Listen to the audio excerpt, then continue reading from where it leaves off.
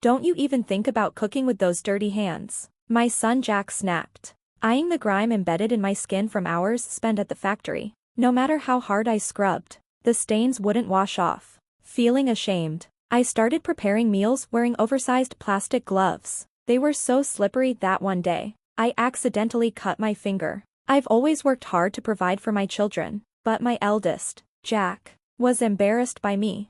My name is Emily. After divorcing in my 30s, I relied on my hairdressing qualifications to juggle jobs between a barbershop and a factory, raising my 2 boys on my own. I'm 55 now. The divorce was because of my ex-husband's drinking, despite his high education and income. Alcohol turned him violent. I was constantly afraid for our sons, so I made the difficult decision to leave, taking the boys with me.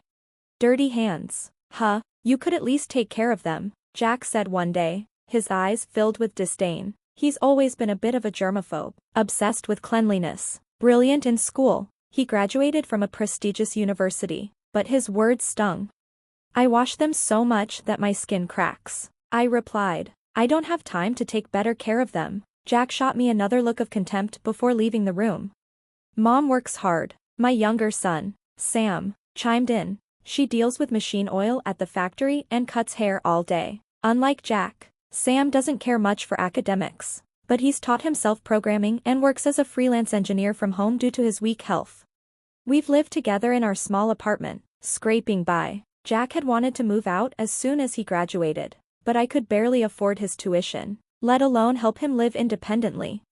You've been working all these years, and this is all you've managed to save? Jack would often say bitterly. Are you secretly spending the money on yourself? Dressed in worn-out clothes. Maybe I just didn't measure up to his expectations. His father, when sober, had a special bond with Jack, and I often wondered if Jack resented me for taking him away. I couldn't be there for him as much as I wanted during his formative years because I was always working.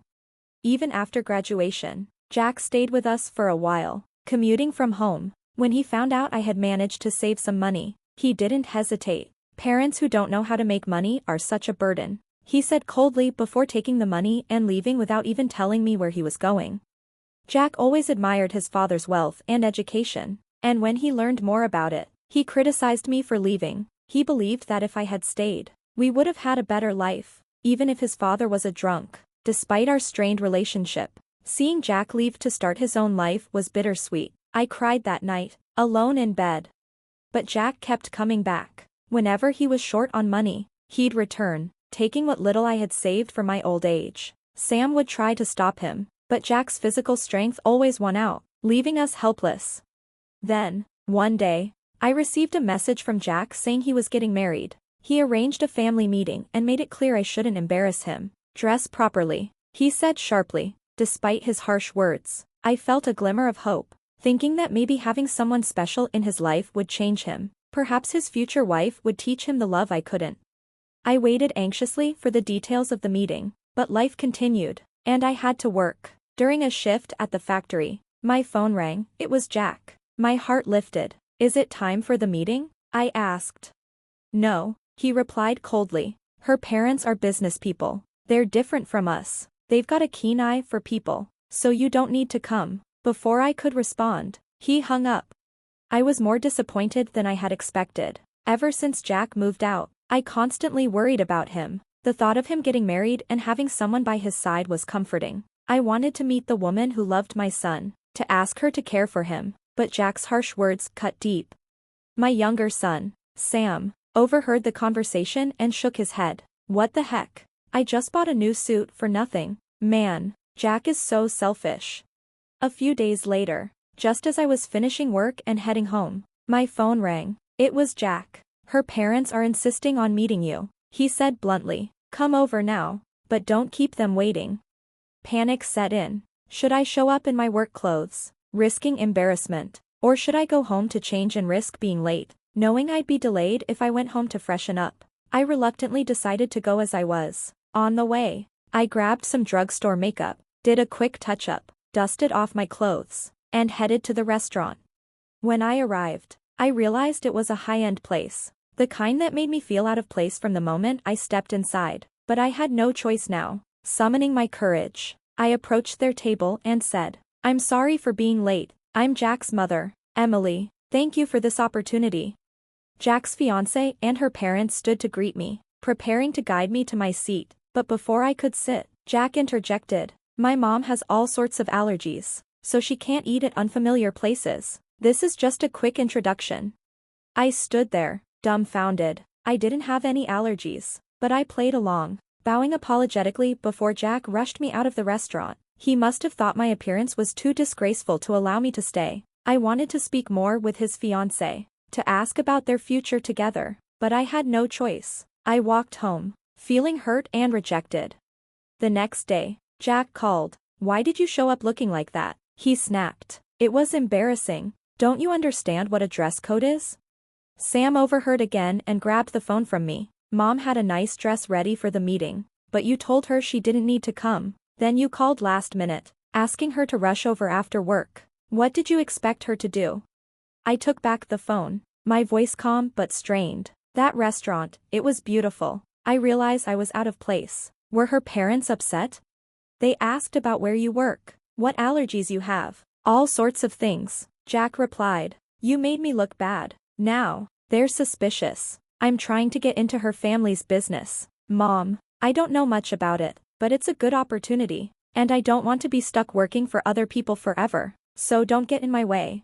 There were so many things I wanted to say to Jack as his mother, words that had been building up for years, but in that moment, all I could do was listen, but I knew he wouldn't listen. To Jack, it seemed like I was nothing more than an obstacle. His final words echoed in my ears. Low-income factory workers don't need to come to the wedding. His cruelty shocked me, but I swallowed the hurt and replied, if that's what Jack wants, then so be it. As a parent, nothing brings greater joy than seeing your child find happiness. I wanted to celebrate this new chapter of his life, but if Jack didn't want me there, I had to respect his wishes. When I ended the call, it felt like more than just saying goodbye to a conversation. It felt like the bond between mother and son had been severed. And that realization was crushing. I could barely manage a proper greeting to the woman who would soon be his wife. Her parents seemed kind and refined. Everything Jack admired. Knowing that they would become his new family filled me with an overwhelming sense of loneliness. But I forced myself to accept it and went to sleep.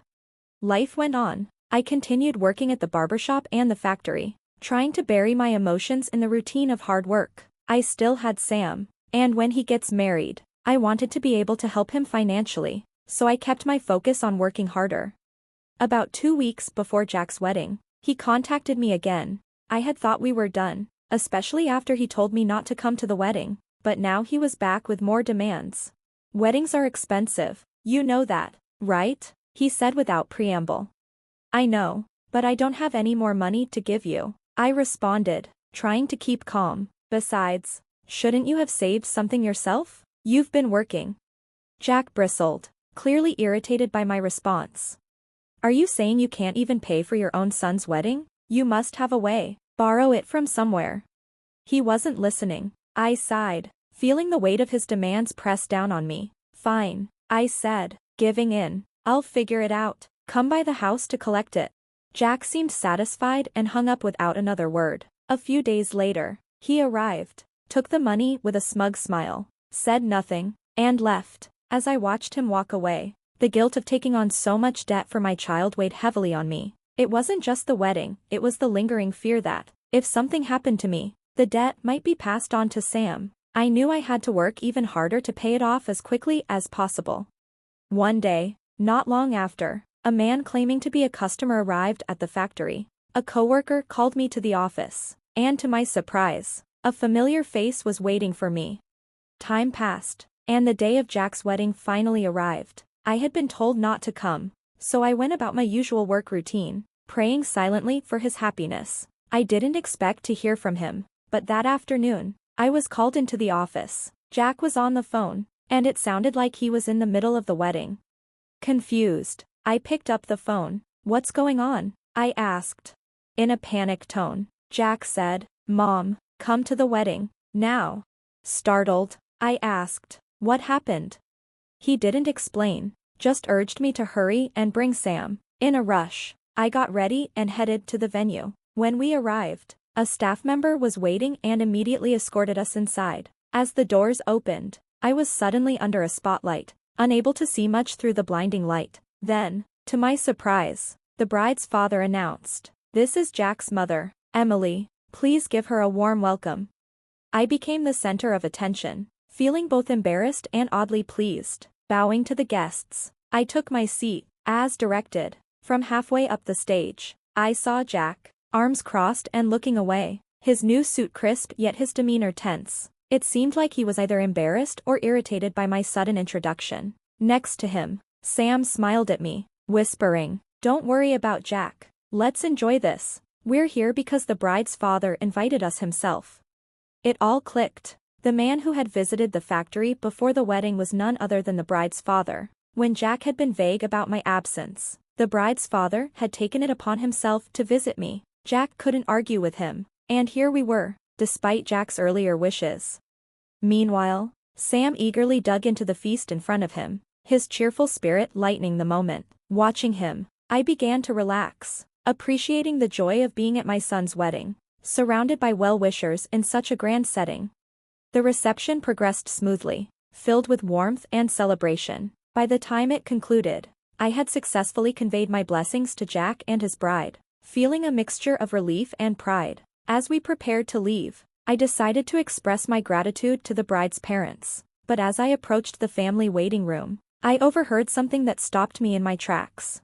"Don't get too comfortable," Jack said coldly. "You're only here because my father-in-law pitted you. This isn't a place for a factory worker who's down on her luck."